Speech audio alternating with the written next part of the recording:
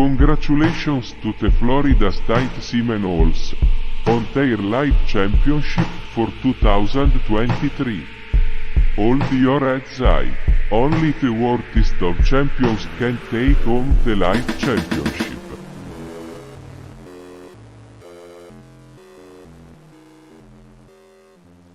The following segments are a presentation of Smacking Off the podcast.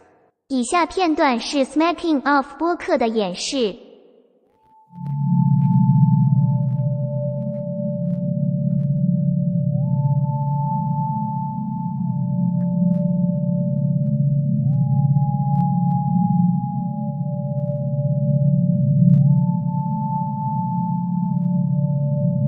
And now, Smacking Off the podcast.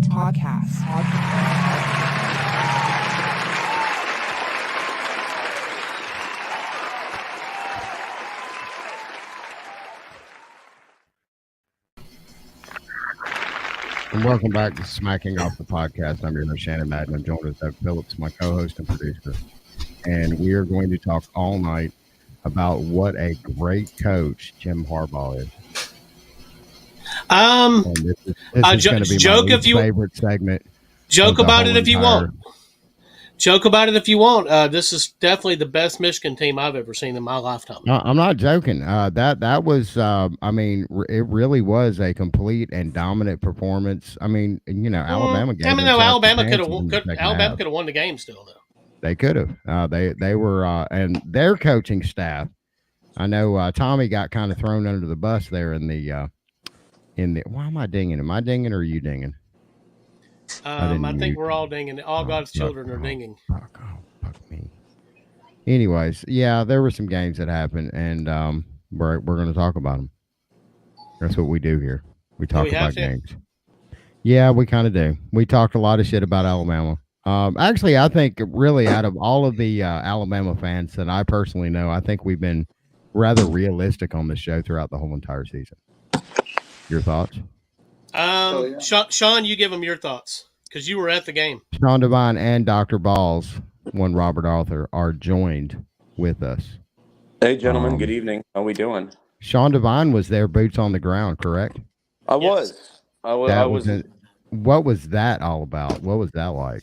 Of course, that was not your first Rose Bowl. No, that was first Rose Bowl. Yeah. Oh, okay. So you popped your cherry. Congratulations. I did. Thank you.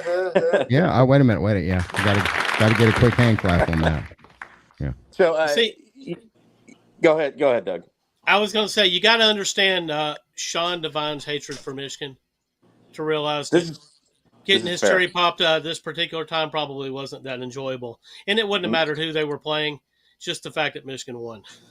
Well, exactly. and most importantly, were you able to bump into Hunter while you were there? Because I believe Hunter was at the same game, and I know the two of y'all are chums online. Not familiar with who that is, so no, I didn't. I wasn't looking for anybody. Just was looking to enjoy I'll accept that answer. That's a good answer. To enjoy the game and hopefully see Michigan lose. That's the high road. That what you're walking on right now is the high road. I know nothing about that place. Nothing. However, not my first New Year's Six rodeo. This gets me halfway home, having previously done the. But this was a big deal, though. The Rose Bowl. I mean, that's the creme de la creme. It is the granddaddy of them all, for sure. I would probably echo sentiments that have already been echoed from previous years. Logistically, it is a nightmare to get there, because you got the Tournament of Roses parade in the morning, which a lot of people that go to that parade are not going to the game. So they don't give a fuck about the game. They're parade people. Right, exactly. They're there for the marching parade band. People aren't. They're not football fans. Did you attend the parade? Did you? I got there towards probably the last 35, 40 minutes of the parade. That's the best part. The end. Caught that, and then thankfully I wasn't one of the schmucks that tried to take the shuttle buses from downtown Pasadena to the stadium, which is only from downtown Pasadena to the stadium, it's about a mile and a half. You can walk that. I walk when I play golf a lot farther than a mile and a half. Yeah. So I hoofed it, and it was an easy walk, and it was a nice walk. It's very similar on the NFL. California, comparison. the weather's pleasant. Oh, the weather was pretty perfect. people to look at. Yeah, 68 degrees, sunny. It was great. It's very similar, reminiscent. If you ever go to a Packers game in Green Bay, it's sort of like they took a huge football stadium and plopped it in a residential neighborhood. Because you're walking by all these homes, driveways, families saying Happy New Year, and you're kind of going downhill, and you get into this little mini valley. So people were actually out, gathered outside to wish the people good luck and Happy New Year and all that. This is very Norman Rockwell. It really was, and of course there were the street vendors trying to hawk. This is the side of California that Southerners don't talk about. Trying to sell their wares, and then there were just people selling food and drink along the way. So it sounds like New Orleans. That has a very New Orleans vibe to it. If you've ever been down to Mardi Gras, the food just isn't as good. No. So tell me, Sean, if you were walking and you wanted to buy a drink along the way, how much is going to set you back? Oh, like $2 for a bottle of water. Oh, that's reasonable. Yeah. And then I think it was six. What you're going to pay at 7-Eleven? $6 for like a draft beer, and then probably $8 for like an import or a craft beer. None of that sounds too bad to me. It's not. I mean, It's not completely out of line. The beer prices are a little high, but I'm out of touch with beer prices. Oh, when you go anywhere like out of the norm, and you've got no other options, typically beer. I've seen a beer for $15 before. Yeah. I mean, the only issue I would say with that is like you got to remember, and I didn't, so I had to wait till I got to you got to bring cash because most of them didn't have. California is very cash friendly. My experience the last time I went, which has been quite some time, it's about 10 years ago, but I went to the Bay Area and was pleasantly surprised to see that all the restaurants and bars were cash only, and they all had ATMs usually within walking distance of the cash register, and they were making money off that too. It's a scam going on there. Yeah. You need to open up a bar in California. That's why the pot dispensaries are in Illinois, right? So you can't give them anything but cash, and then they got like 6 ATMs, right? So you go there to buy some dope, then they get $3 off from you on top of buying the dope. Now, yeah. I'm a veteran, right? I get a 15% discount though in Illinois. So you kind of break even then on that $3, and depending on how much you're getting, of course, because I know that there's limits on how much you're able to buy in one. Especially out of state, I think you can only get like 2 ounces, and it's over a month too. But can you legally drive it from the dispensary to your house without fear of any kind of problems in any of the jurisdictions that you have to travel through? No, because you got to go through Indiana and Kentucky. Through Ohio, it's a fuzzy area because they passed recreational, but they hadn't enacted it. Yeah, yet. their legislators up there are really kind of bucking it.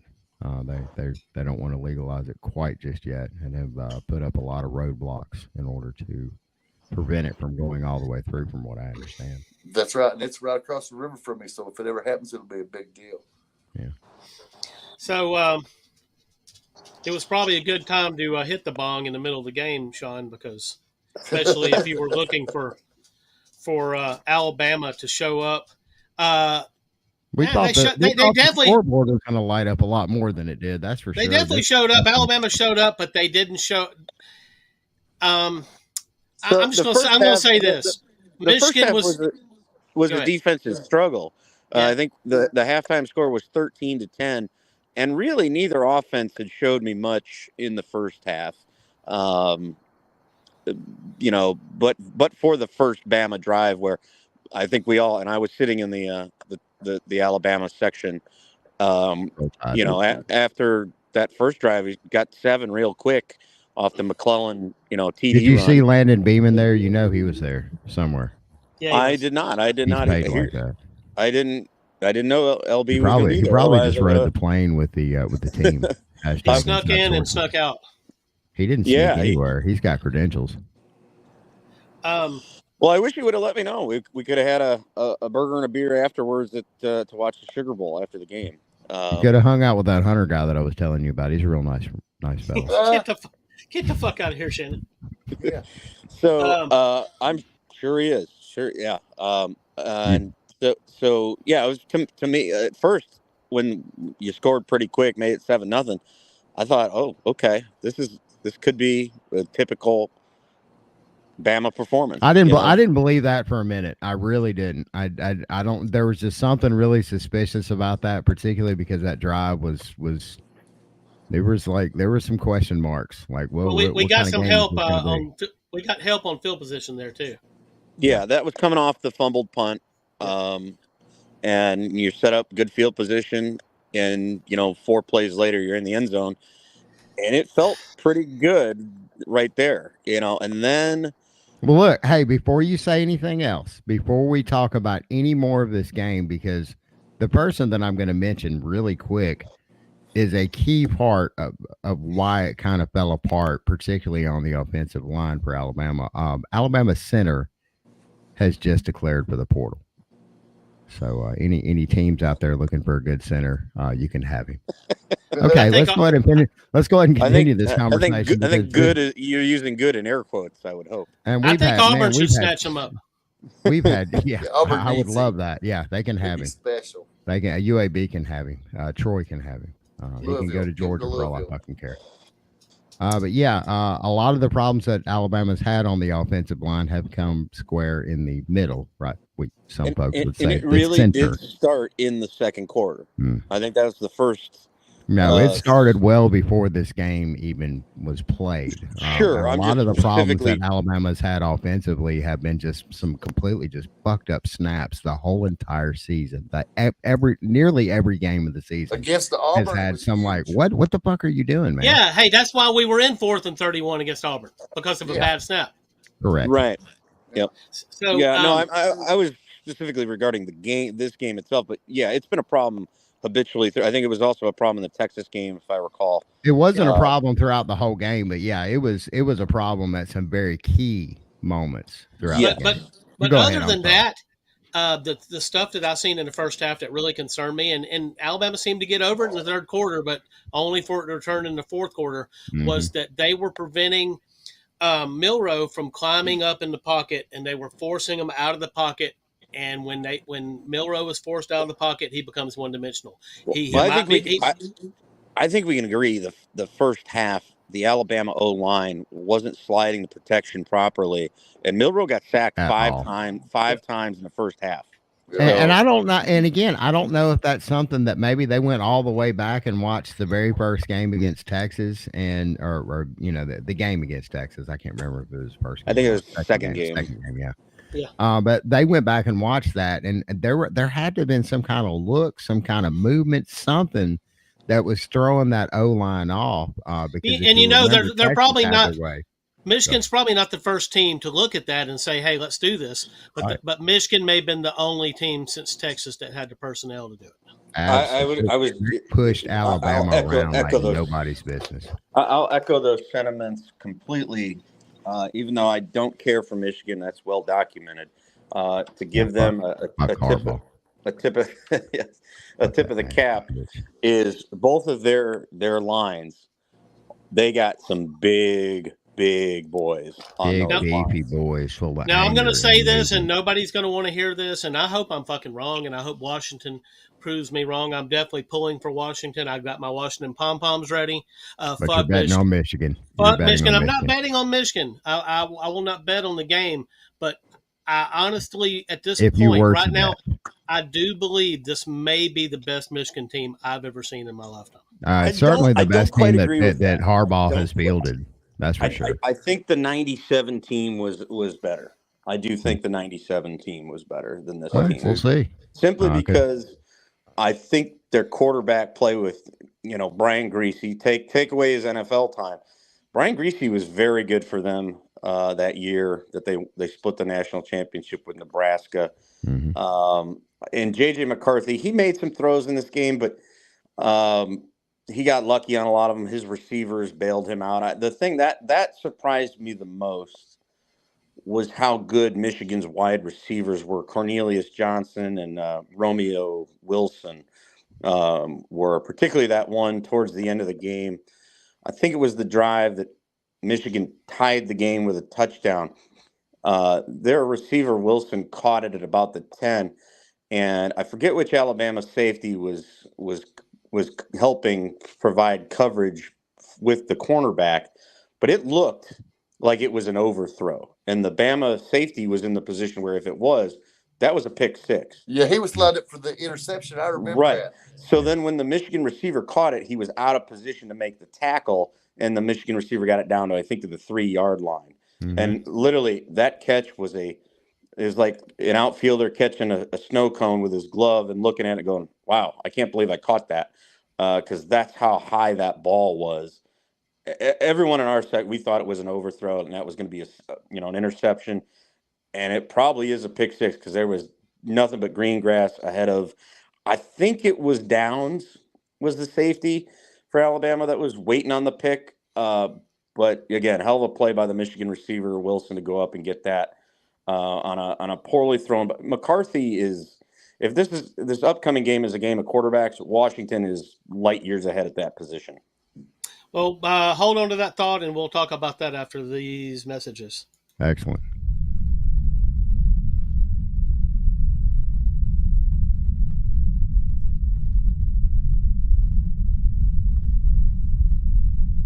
Find us on the web at smacology.42web.io. There you can find our latest episode, or you can support the podcast by following our affiliate links at the top of the page.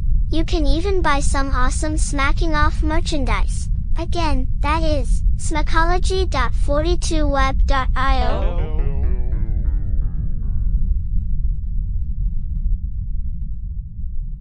We're here at Commonwealth Stadium, representing for the Kentucky Wildcats, right against the Georgia Bulldogs, right? And I'm live here, and there's fun and excitement going on. I know you can see that. This is Smacking Off, the podcast. Hi, we're Fiverr, a global marketplace connecting individuals and businesses with freelancers offering thousands of digital services. Graphic design, web development, video editing, e-commerce marketing. You name it, there's a professional freelancer ready to make it happen. Filter your search by the service needed, budget, timeline, and boom! Fiverr provides a list of talented freelancers to meet your specific needs. Always know what you'll pay up front. No hourly rates, just project-based pricing. And because payment isn't released until you approve the work, you can rest assured that you'll be satisfied with the quality and get exactly what you want. Our support team is always available to answer questions or offer assistance when you need it. With the whole world of freelance talent at your fingertips, what might you achieve? Join today and find out. Fiverr. It starts here. We're back. Madden's not back, but I'm back. Welcome back to Smacking Off the podcast. All right, so let's talk a little bit about this Washington game. Well, I just want to kind of put a bow on the Rose Bowl experience, if I may, real quick. Go ahead. I would say if anybody does get a chance, to go, you should go. It's a long day, but it's a great experience. There's really not a bad seat in that stadium. The only gripe you can have is it takes a long time to get in and it takes a long time to get out. But when you're in there, I mean, it's a great experience. I mean, the highs and lows, you can really see the waves of emotion, and it has that college football vibe. So I understand why, Kirk Herbstreit is advocating for it to be the host of the national championship game, because it only does that game and then 6 or 7 UCLA home games. And it's a college vibe, no doubt, versus, a game that's played at a primarily NFL stadium. it's both bands were there. They played at halftime before the games. The one cool thing that they did do to also make it like a home game for both teams in the fourth quarter during TV timeouts. That was really the fans in the stadium's only gripe. We had 3-minute and 15-second TV timeouts at almost every turn. That was kind of annoying. But at the beginning of the fourth quarter during a TV timeout, they played Mr. Brightside, which is kind of the anthem that Michigan uses at their home games in the fourth quarter. Yeah. And then at another TV timeout during the fourth quarter, they played Dixieland Delight for the Alabama fans, which I know they do at Bryant-Denny. So the vibes were high and positive the whole time. So if you really want a great college football experience, I recommend doing it once in your life. Did you see any Michigan fans singing along to Dixieland Delight? Mostly during the Alabama fan chants that occurred during that song, which we're all familiar with. They had puzzled looks and asked after the song was played, "What were you guys chanting during the song?" And because we had a couple sprinkled into our section, and luckily the Alabama fans were kind enough to tell them what those particular to interpret their southern. Yes, yeah, but now the Michigan people they did tell after the game at the bar, they go when that Dixieland Delight happened, and the whole Alabama side of the stadium was rocking, and I was in it. I mean, the energy was at a max level. I don't get that excited about that. When they stopped using that at the games, I really could give three shits. I gave no fucks about it whatsoever. I think if you've experienced a lot, you've been to so many Bama games, I think maybe probably Tennessee. Really, that's at the heart of my issues with this song. Is it's about Tennessee. I mean, why the fuck are we singing this song?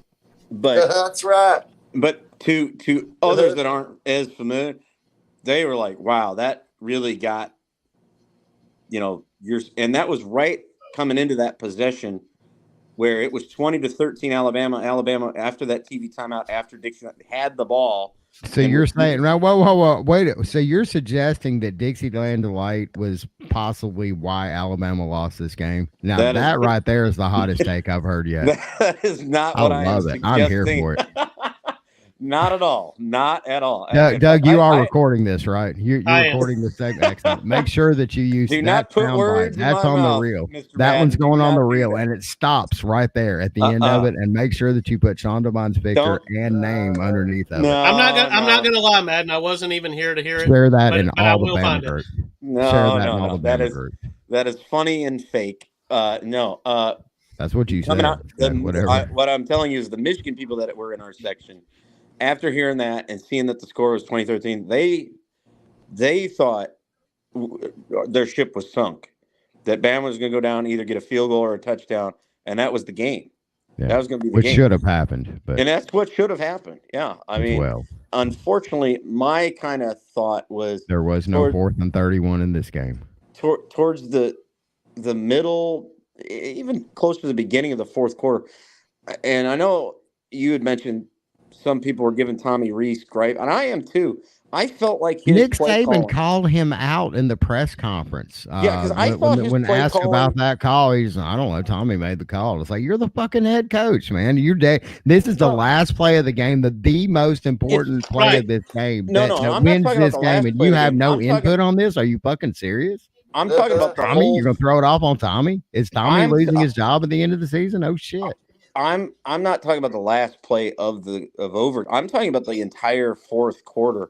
I felt Reese's play calling was far too conservative.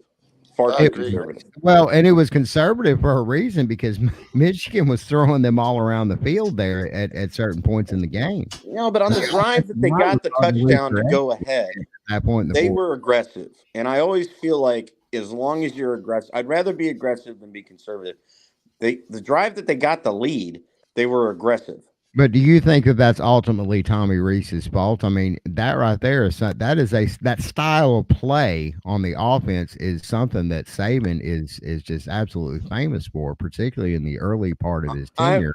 before he started getting all these NFL quarterbacks. I think Nick puts a lot of trust in his offensive coordinator. But you also have to agree that he has some, and I'm just saying that there's the blame should not all be heaped on Tommy. No. I'm not saying the entire blame should be on Reese, but he's not moving in a great fashion, or if the whole entire staff sees a deficiency that they may need to shore up. I'm suggesting that not necessarily it was Tommy Reese's decision, or maybe Saban nodded his head and said go to Plan C, and Plan C is a little bit more of a conservative run-based stuff. That's we'll never know the communications between Coach Saban and his. But we do know the communication that Nick Saban told them news cameras about. Oh no, Tommy made that call. So I mean, we already know how this narrative is being shaped up. Well, I think in previous year, there is Coach Saban trusts his offensive coordinators. He has in the past. I think Tommy Reese has done a hell of a job this year with what he's had to work with. I would agree, but I do think he does own a little. Like, he was aggressive in the third quarter, and Bama on offense in the third quarter played a great quarter. I don't think there's any denying that. But then I think he decided to kind of turn off the faucet a little early in the fourth quarter. I don't like a run up the middle out of shotgun. If you want to run up the middle, that's retarded. Sean, he was acting like Alabama had a 17 to 20 point lead. That's a perfect way to put it, Doug. Like, he thought this game was over. Let's salt it away. A 7-point lead is not a 17-point lead. Especially not against the way that Michigan was playing in spots in that game. Exactly. And the one thing you got to give Michigan credit for, even when Alabama got up by 7. They didn't fold their tents like we've seen Michigan teams in the past do. They kept fighting all the way to the end, and that's a credit to them. As much as I don't like giving them credit, they never quit. So let's just go ahead and say the quiet part out loud, because it's been bandied about online quite a bit over the weekend, but we might as well go ahead and throw a little bit of it on this show. Would FSU had any kind of showing that even remotely close to the four teams that played there? I'm sorry, there's just FSU would have probably been your number 4. Can I throw a caveat out real quick? Please do. I think if their quarterback Travis had not gotten his leg broken. No. We're not playing what if in that fashion. Yeah, that would be the only way I would say that Florida State, if they're completely healthy, would be able to contest. Right. Without him, even if they had all the guys that opted out, I still think Michigan and Bama beat Florida State probably by 14 points. I don't think they and I would say the same thing about Texas and Washington. Clearly the committee got this right big time. We had our two best. Georgia proved that to the whole entire world. It was laughable for Kirby Smart to get up in that press conference after the game and sass the powers that be, and this is really good football team, blah blah this and that. Then what the fuck do you run to score up 60 points on them like that for, man? Come on. He could have put in the water boy in the third quarter. I will say this. It was looking for a minute in the Sugar Bowl like Texas didn't belong, and we probably should have had Georgia in there versus Texas, because for a hot minute there, I thought Washington might run it up on Texas. Well, that's why the game it lasts for 60 minutes. We've seen this with all of the contenders that at different points in time during the season that it was bad clock management. Looks like it's fixing to go away from them, and then 17-7 South Florida. But I do think the committee got it absolutely right. This was, I think, in the history of the 4-team, which of course is gone at now this year, going to 12 teams next year. I think this was the best 2 games, if you put them both together, in the history of what will now be going away. I think the scores dictate that. Well, if you go though to last year, those would have looked like the best games. But now we find out that TCU probably beat Michigan because they found out that Michigan was stealing signs and they changed all their signs. Right. Yep. That's the only way to make sense. That's the only way to make sense out of TCU going and looking so bad against Georgia.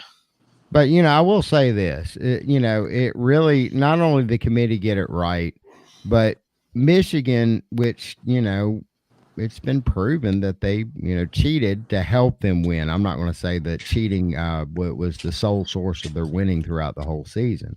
Sure. But they did cheat to get here, but they actually had to play a complete solid 60-minute game in order to get where they're at right now. So, Absolutely. And I don't think Michigan they had is that. Michigan erased, unlike FSU, and this is why I'm kind of going full circle with this.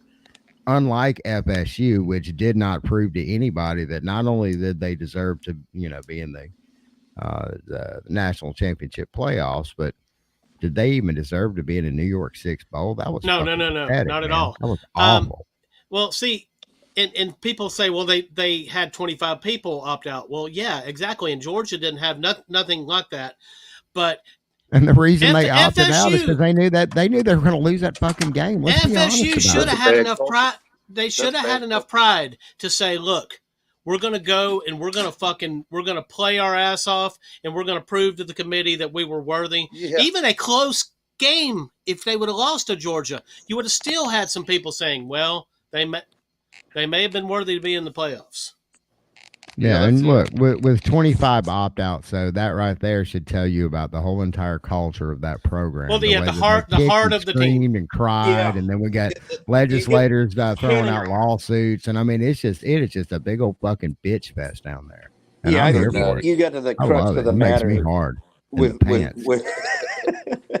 with one word. I think that word is culture, and I think if Norvell was as great of a coach as he is, you would have seen a lot less opt-outs, and instead, I think this has always been their culture down there. Yeah. The culture of Jameis Winston it's- stealing crab legs. That's where we're at still with it's FSU and their hard culture. to do that overnight, and I think I hope it, because the only one I feel really bad. I feel bad for Norvell, because I do think he's a decent coach. I think he's trying to do.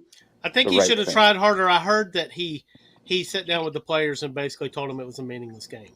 Now I can't prove that he did that. That's just what I'm hearing, and I think. Well, I mean, look, all of the bitching and crying and screaming that they did about not getting in the playoffs told their players straight up, a whole chorus of people, that any game you play that's not the playoffs this year is a meaningless game. Let me tell you something, and y'all may agree with me. And you may disagree with me. You may agree with me, but FSU went into the bowl game ranked number 4 in the AP. Am I correct? Mm-hmm. I believe that's correct. Yeah. Okay. That's right.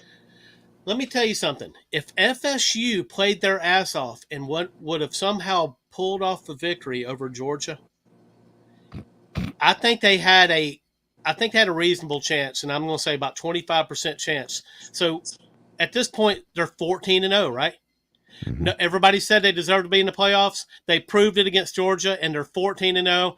I say that there's a chance they pick up enough votes in the AP to win the fucking national championship on the AP.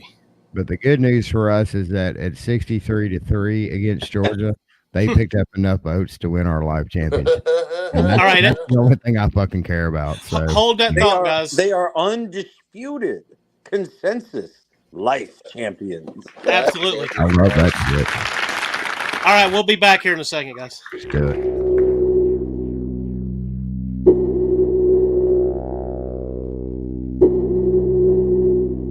You are now watching, or listening to, Smacking Off the Podcast.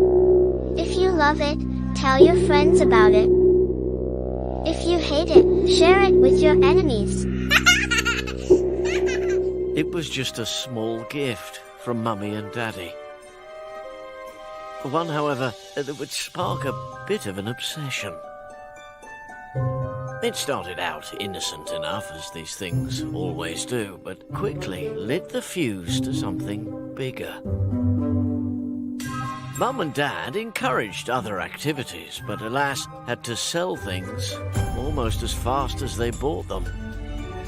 Friends and family thought it was cute. It's just a bit of fun, they said. It's just a phase, they said.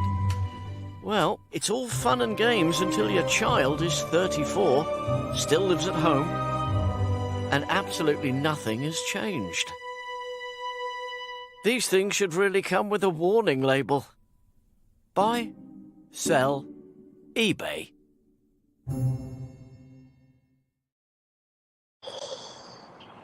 What's up? Welcome 34, back. 34 and still living at home. That's Sky in the station, right? That's right. I'm just joking. Sky's probably 24. I'm back. But he will still be living at home when he's 34. Who's that? Sky in the station. What's he up to? His Utes. What happened to his Utes? I don't know. He was chatting. He was making comments earlier in the. I believe they lost to Northwestern. I know they lost to Northwestern. I believe what you're saying is true. Yes. Okay, so give us some hope, Sean. Washington can beat Michigan, right? I think so. Absolutely. In fact, I know you were talking about not betting the game. That was a really good Texas team that they had. I won't bet on it. I'm definitely pulling for Washington. Washington is +5 right now.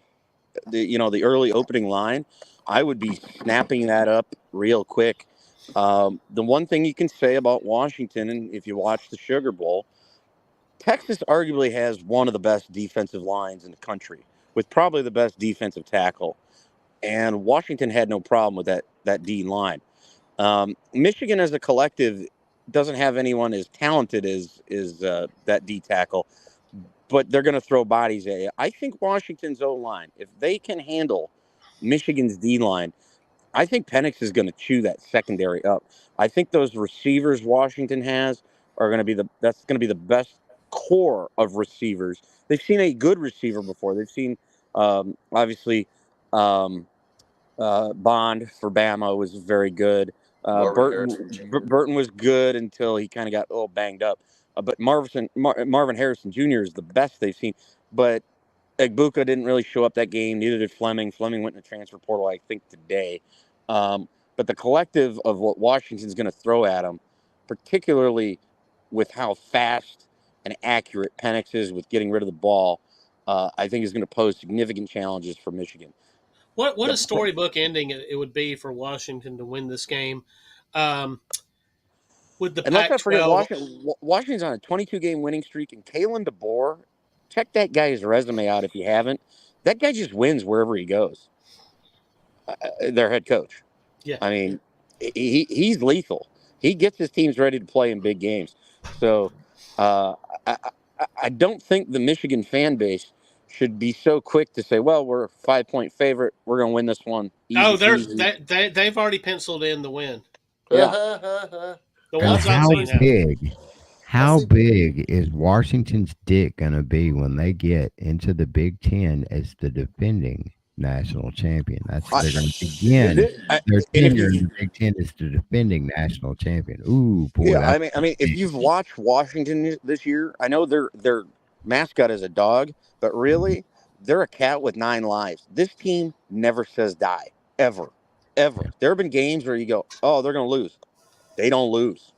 They find a 7th gear, and they win football games. They're going to need 7 gears against that defense. That Michigan defense is those some big old beefy boys. Yeah, I mean, to me, the two key issues in the game: can the Washington O-line protect Michael Penix and create some running lanes for their tailback?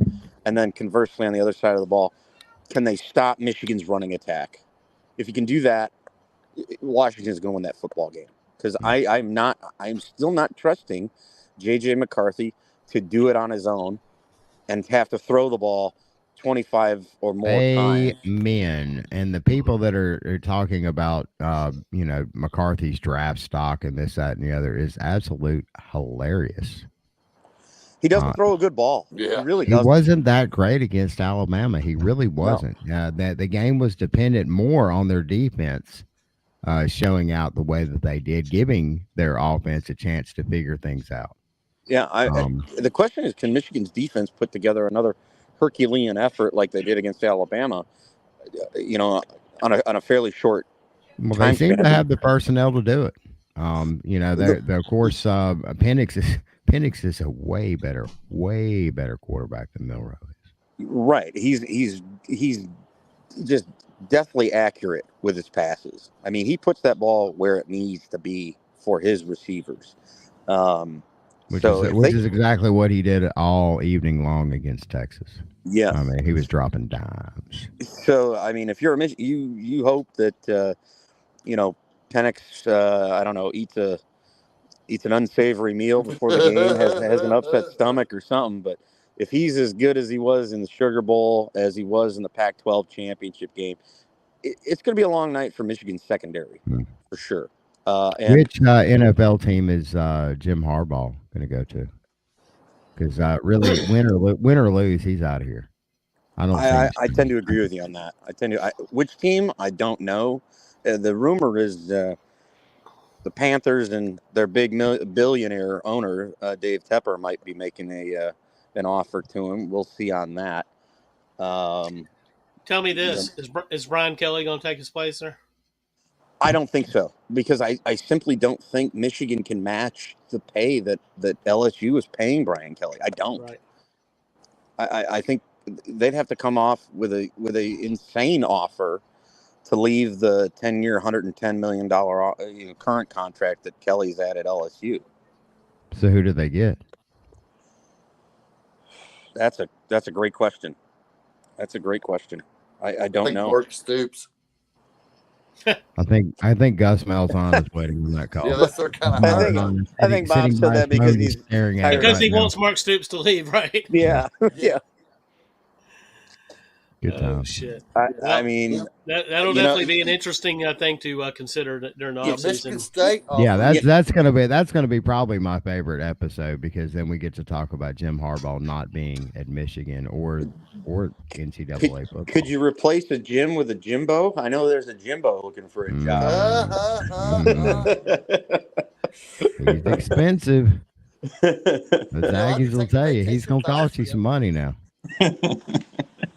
The crazy part would be go to Maui like Bruce Martinez, I would say the crazy thing would be Michigan would be paying Jimbo, and he'd still be getting his severance pay from A&M. That was how many teams looking for a head coach are going to be calling Dan Lanning in the offseason? God, he's at the top of everybody's list. But it's going to be it's going to be hard to get Dan Lanning because you got Nike money there at Oregon. Yep. And Phil Knight, he can spend with the best of them. He is also a billionaire. That's that Air Jordan money. So, I mean, but Dan Lanning, definitely a hot commodity. Kalen DeBoer, I think that if he wins at Washington, does he stick around is the question. And I hate to say that for Bruce, our buddy, the dog father, because they got a great thing going with Kalen DeBoer. He's a heck of a coach. But, one of these programs that has the dollars to spend, he's going to be a hot commodity if Washington wins the national championship. Yep. And he's going to lose. Penix is probably a top 15 pick in the draft. Maybe a top 10. Washington's deep pockets. What is that, Larry Allen? It's one of those Microsoft guys, right? Yeah, who's the big money there? I would figure that'd be Larry Allen, and he's got crap all over Seattle. But I don't think he was a Washington alum, was it? The Microsoft guys aren't Washington alums. I thought they were. Like I think they're they're pretty community driven people. Sure. A lot about Washington's the national champion. I mean, wouldn't you want to throw some money to keep a national champion coach in your backyard? I think it's a great story, especially for the four of us who've been in the college football game for. At least I think all of us are 30 plus years into this thing. 91 Washington splits the national title with Miami. Then in the mid to late 2000s, they completely bottom out with 0-12 seasons. Mm-hmm. And to finally get all the way back, it's you can feel nothing but happiness for the Husky Nation that stuck around through the really, really bad times. You definitely can't argue with the potential of this program because it keeps peaking back up. I mean, you keep seeing that this team has the potential to be an elite program. I will tell you, I mean, we know that the South, Florida, Georgia, Alabama, Mississippi, and LSU, and I'll add Texas because they're coming next year, are the keynote states for recruiting high school players. But I will tell you this, the Pacific Northwest, Oregon and Washington, is a sneaky good, third tier of high school talent. That DeBoer at Washington and Lanning at Oregon are tapping into. And that's why you've seen them get quickly better. They're keeping a lot of these players, in their home institutions versus, that's a key reason why I think USC isn't as good as it is. USC used to be able to go and get some of those players, and those players are staying home right now. Really, the big one that went with DeBoer because he'd coached him at Indiana was Penix. And I think what we've also seen is if you don't have the quarterback, you're not winning. Look at Clemson. You go from a Deshaun Watson and a Trevor Lawrence to whoever they have now. They're not. DJ went to FSU. Can you believe that? See that? And that's pretty funny. I like that one. And it's tough for Alabama, but there is a drop off. You had Bryce Young, you had Mac Jones, you had Tua Tagovailoa. You got 4 NFL quarterbacks, and now you have Jalen Milroe, and behind him, you didn't have to say it like that. He finished number 5 in the Heisman. You dick. All right, so let's break it. And the same is true with Georgia. The same is true with Georgia. They've dropped off a quarterback. You got to have the quarterback. If you don't have it, you really put a lot of pressure on your defense, on your special teams, and your running game to be special. And that's a hard way to win a modern football game. And we see it every Sunday in the NFL. The haves are the teams with quarterbacks, and the have-nots are the teams without quarterbacks. Yep. All right, so let's break, and we'll come back and talk some college hoops. Let's do it.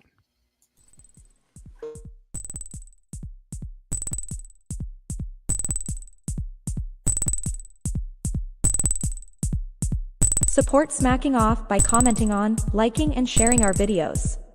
Stay right where you are, more Smacking Off is headed your way.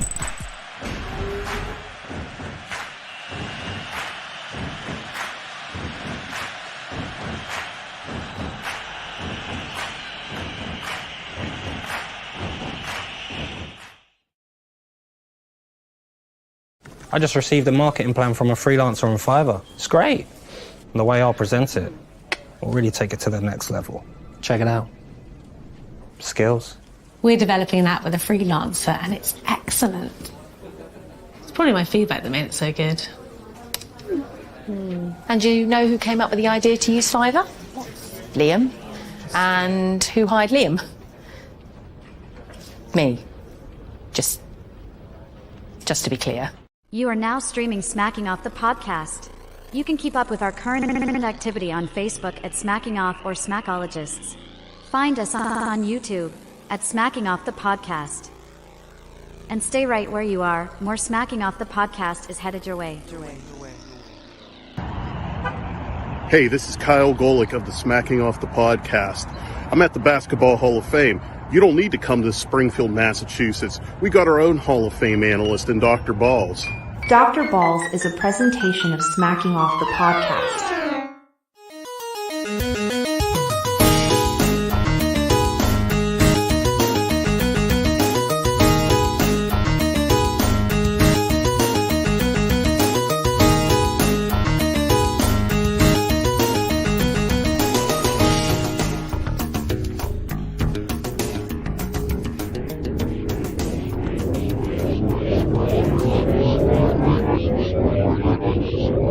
Dr. Balls, the state of college hoops. Dr. Balls, what's going on? What's up? What's up, Big Daddy? Not much. So we're gonna talk some college hoops. Now, you still with us, Sean? I'm still here, man. Absolutely. Absolutely, because we're getting ready to really ramp up, aren't we? Yeah, we're going to really ramp up because everybody during all this time with no classes, teams has been practicing, and they're trying to get ready. These are the dog days of college basketball season, right? We're winning a whole lot of games, but a few big ones like Marquette and Creighton. What'd you think about that game, Sean? It was exciting. It was Big East basketball at its finest. It gave me a lot of hope with the lead at halftime, but we struggled to win in Milwaukee. That's they play in the same arena the Bucks do, and they pack it for Marquette home games, just like they do for Milwaukee Bucks games. And in the second half, we committed too many turnovers, committed too many fouls, let Marquette get back in it, and credit to them. They made the shots that were necessary. They won by 5. So, it was a great showing on the road, but going to Marquette and winning is still it's a tall order in the Big East. But that was a fun game. I was bummed my guys lost, but that kind of reminded me of a tournament game. That was a great game. Absolutely similar to your game with North Carolina. I mean that was a hell of a game.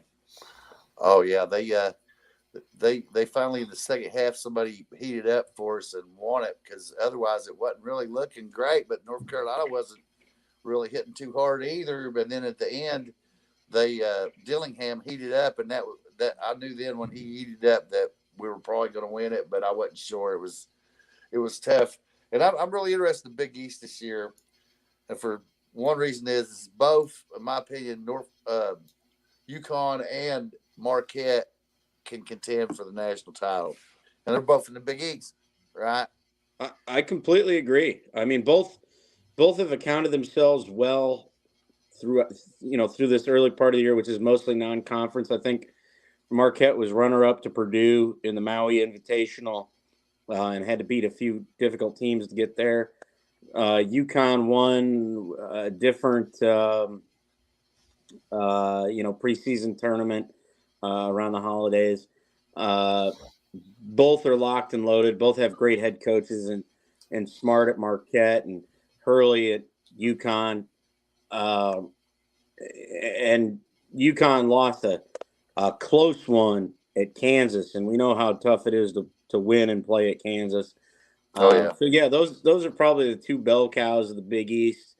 But behind that tier, there's 5 or 6 other good teams. So I think the Big East, the SEC, the Big 12 are probably going to be the 3 predominant conferences this year, and just behind them, the Big 10 and then the ACC, simply because those two, while they have teams that are very, very good at the top, they just don't quite have the depth through the middle and bottom of the rotation. The Big 10 is, I would say, a little bit down this year, and the ACC, I would also say, is a little bit down. Not that that doesn't mean they're bad. It just means they're not at their epoch where you got so many teams that might make the tournament. Even though I did see a silly projection the other day. I don't know if you saw it, Bob, where they're predicting 8 teams from the Big 10 to go in, and so far, what I've watched of the Big 10, I don't think so. And you know what? They did that a few years ago. I don't know if it was 8 teams, but I think they had 7 a few years ago, and then they all crapped out in the first and second round, right? Right. Yeah. I think it's going to be like that year again for the Big 10. Yeah, I agree. And I think the best team in the Big 10 right now that I've seen is Michigan State. Yeah, they fought hard. I've seen a couple of their games this year. Their hustle. They seemed confused early on offense about who wanted to score or who wanted to be the guy when it was time, but I think he's tightening that up right now. It's really interesting. And it's a benefit to them because they have Tom Izzo as their head coach, who he's a heck of a coach, man. You got to give him credit. If he can coach it. He can coach through the tournament well, and I have no doubt they'll be prepared to contend for the Big 10 title, because I like Purdue, but I just think Edey is slow of foot. I don't believe that nobody's played Purdue right yet. I don't believe that. I know they're the number 1 team, but I just don't think their style of ball will translate in March to the tournament. I don't either. Whereas I think Michigan State, they've got better athletes than Purdue, and they can translate. They can play either way. They can play a fast-paced game, or they can play that slow Big 10 style where you walk the ball up the court. Whereas Purdue really wants you to play that slow-paced game, get the ball inside to Edey, and have him dominate. Well, there are guys that can handle Edey. We've seen it. Yeah. Now the team that I think is going to make the biggest noise, and I don't I'm not doing this just because we're on the podcast. Man, Kentucky is exciting. I hope you're as excited for them as I am, because I've watched a couple of Kentucky Oh games. God, he won't shut up about it. I think Kentucky is. They're not getting enough credit right now. Come March, they're going to make a run this year. They're going to make a nasty run. Now, they felt like underdogs because the NCAA, with their used the transfer portal in an unusual way to stop guys from transferring. And so we're one 7-footer down there, and then another one due to injuries. So those guys are coming back, at least one of them. And then our graduate transfer center, who can also shoot the three, right? Now he has stepped up and shown some leadership. And then the young players that he recruited are actually as advertised. I mentioned Dillingham earlier. He comes off the bench and he looks like Vinny the Microwave Johnson. And that's how we beat North Carolina. So once the other 7-footer gets there, because size has been the only problem that Kentucky has. Now, they can run with any team in the country, and that's why I'm talking about Purdue. If let's say that Kentucky struggles a little bit in the SEC by our standards, which is under Calipari happens on a somewhat regular basis, but by the time the tournament comes, they can be so tight they can just run right through the SEC tournament. And I'm looking at the teams in the SEC this year, and especially Tennessee are well coached, and I think they'll take some regular season games that matter against Kentucky, a few random SEC teams. But as I look at the SEC, what's that? As I look at the SEC right now, to me there are 5 teams that I think are truly dangerous. It's obviously Kentucky. I like Alabama. I like Arkansas. I like Auburn. And then I know they're a little. I know. I'm sorry. I'm just being.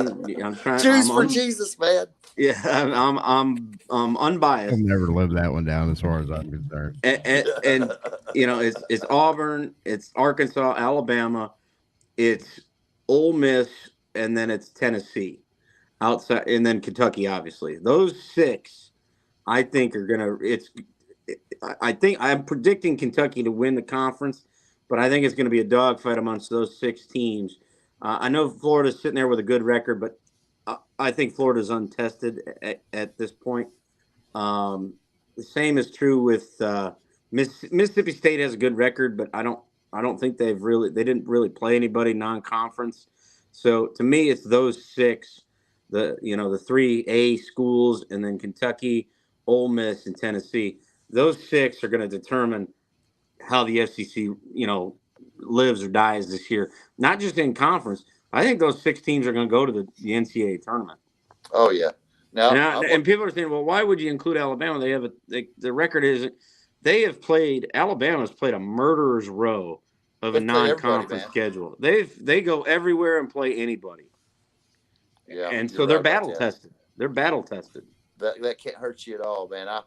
One of my high school teams was predicted not to do nothing, and we played everybody early, and we split the first 10 games, but ended the season 26-7, and that's how I see Alabama.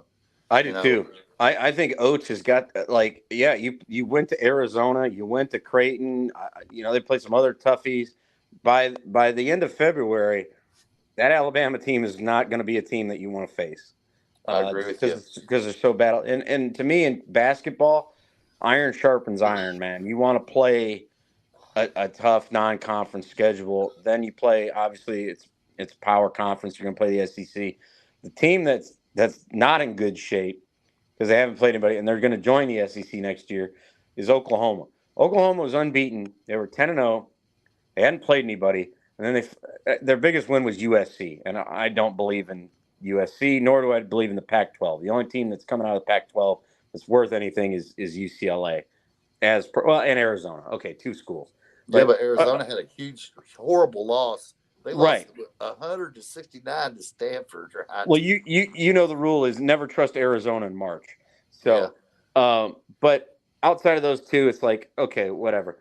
But Oklahoma hadn't played anybody. They finally played North Carolina. North Carolina easily took care of them.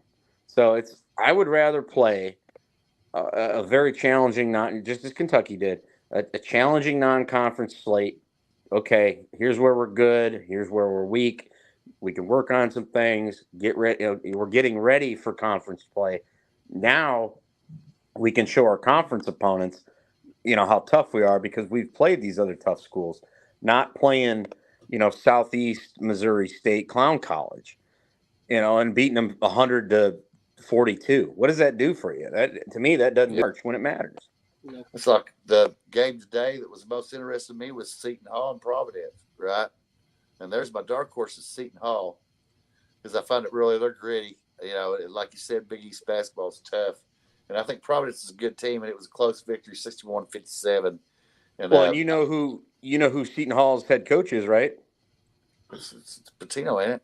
No. Seton Hall's coach is the dude. He's at St. John's. He played. Yes, Patino's at St. John's, but the dude that's coaching, his name's escaping me right now. He played for Seton Hall as a player. Oh, I know what you're about. He was a guard there. It was just off the hook. Yeah, and then I'm going to bring up a bad memory for you, Bob. But then he was the head coach at St. Peter's, the Peacocks, who knocked your Kentucky Wildcats out of the tournament. Yes, I remember that. Now I know the guy. I know who you're talking about. His name's escaping me player right now. At Seton Hall. I'm trying to remember his damn name. It's killing me, right? Because he was just an all-world player at Seton Hall back in the day when the Big East ruled, and they weren't expected to do nothing. He took them pretty far, and it looks like it happened again. And that's the thing about the Big East Shaheen Holloway. That's who it is. Shaheen Holloway. Man, he was a hell of a guard for Seton Hall under PJ Carlesimo back in the day, and now he's their head man. Mind. Yeah. Now let's go back to Alabama, right? Do y'all remember when Littell Speedwell choked PJ Carlesimo? Oh yeah, I do. Oh, yeah. Yeah. When you said PJ Carlesimo, that's the first thing I thought about was Latrell Sprewell choking the life out of that man. No, he didn't choke the life out of him. He tried. Almost. He just tried to choke the life out of it. Yeah, he did. In court, that's totally different. He was unsuccessful, thankfully. Right. Tried versus succeeding, yes. Because that would have definitely that would have really put a damper on the rest of his career. I think Latrell just really didn't like whatever sweater Carl, because he was known for wearing all those sweaters that were god awful ugly. That man hates sweaters. Alabama. He hates sweaters, Yes.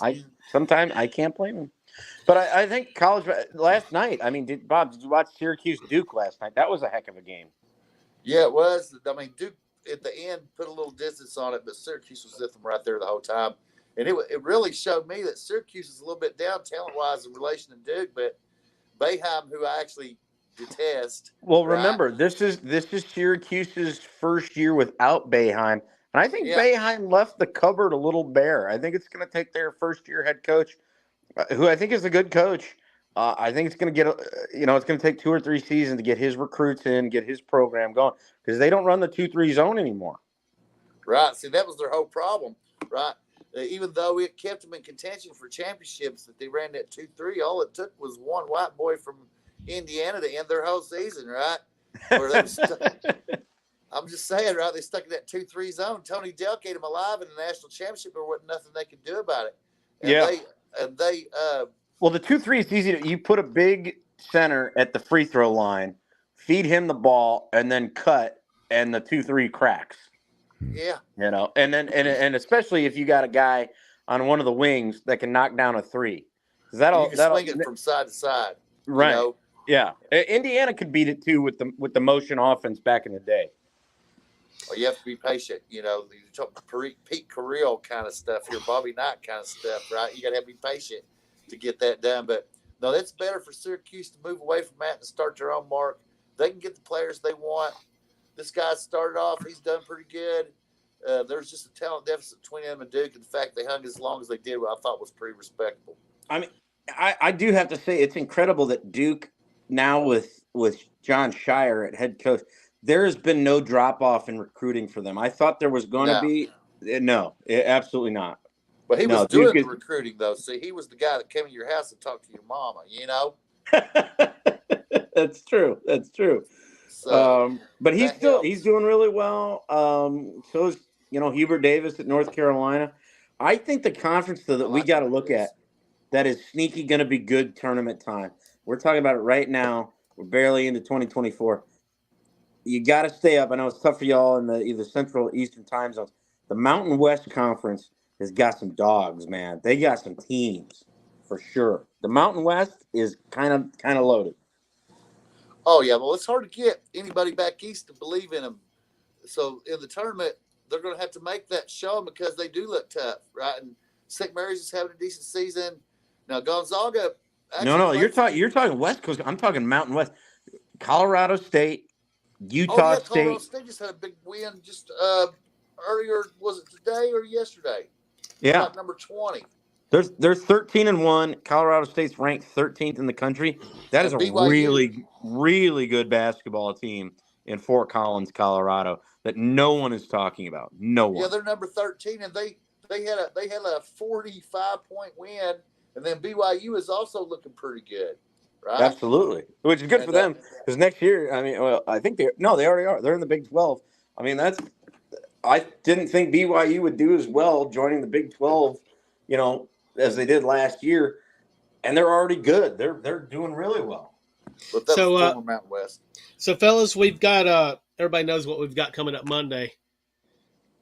We've got the big national championship game. What's coming up this weekend? Alabama's not playing yet, so everybody can go ahead and clap and get it out of your system. And then root for Washington because nobody outside the state of Michigan is rooting for Michigan. I'm sorry, it's just not happening this year. Too. Yeah, the cheating motherfuckers. No, who gives a fuck, man? Who gives a fuck about Michigan? Well, should we be looking at? I think everybody in this podcast is rooting for Washington because of our good friend Bruce. Go Huskies! Absolutely. Yeah, absolutely. We're behind Bruce Martinez 1,000%. So, what do we got to look forward to this weekend in college basketball, y'all? I think a game that is underrated is UConn and Butler. Now, I got to go back to the transfer portal games that they're playing with college basketball that they don't seem to be playing with college football in terms of granting eligibility and not, like a basic, and the 7-footers at Kentucky. This is a game the NCAA's playing that actually leads into Doug's wanting the NCAA gone and seeing a future final stand on who has authority on what. Because there's money in all this. And the Big East is able to make money, and they're doing fine with Fox. It's making plenty of money. It may not be making what SEC football is on Saturdays, but there's so many games. It's a constant stream of flow, right? So the NCAA can't cut down on the college basketball eligibility and be random about it and uneven. It looks bad on them. But anyway, I like UConn and Butler's a game I like. Illinois and Purdue is going to be a huge game, right? Marquette and Seton Hall is going to be a hell of a game. That's on Saturday. UNC and Clemson. Now, Clemson's playing right now. That's the game I'm watching, right? Clemson had the lead on Miami. Miami tightened it up at the half, and then since the second half, one of the transfers that they did allow in that had beat the same team of Florida State last year is now on Miami, and he scored more points than Clemson in the second half, and they've taken control. That's an interesting game. So Clemson, North Carolina is going to be a more interesting game than people think. And then you got Kentucky at Florida. Let's find out if Florida's any good. And I think the day for that is Saturday, January 6th. It is. And I'm going to add one more game on that Saturday slate because I agree with every game you said, Bob. One more game. Ole Miss at Tennessee is Saturday. I'm excited for that game. And then Iowa State at Oklahoma. I think Oklahoma might get caught napping. I know Iowa State's not ranked. But I've watched a little bit of the Cyclones this year. That could be a tough test for Oklahoma in Norman. And then, as we just mentioned with the Mountain West, if you can stay up late, Colorado State, 13-1, goes to Utah State, who is also 13-1. I think that's going to be a good game Saturday night. And, of course, all the other ones that you mentioned, especially that Illinois-Purdue game. That's going to be a war. As well as North Carolina and Clemson. I think we're going to find out if Clemson is for real. That's a home game for Clemson. So let's see if Clemson packs the gym and, doesn't let all the people from Chapel Hill take over their stadium, which does certainly happen at times in the ACC because we know North Carolina travels. But, this weekend's going to be a great weekend for college basketball. And, if you got nothing else to do, it's time to turn the page. I know we only got one more college football game. It's time to get into hoops. Then you got Providence and Creighton. Providence and Creighton will be a great game. That'll be a great, absolutely. So this weekend really kind of starts the buffet that is college basketball until the end of March. Yeah. Let me go ahead and invite everybody to come hang out with us 9 Eastern on Sunday. We're having the big national championship episode. Will we be serving snacks for that? Absolutely. Excellent. Pretzels. Absolutely. Make sure you put pretzels on the list. I'm going to. More pretzels. Are y'all ready? Are y'all ready to go to bed so I can end Let's this? do it. Yes, absolutely. Yeah, we're good. Good night, fellas. Good night, everybody. Night, gentlemen. Good night, brothers.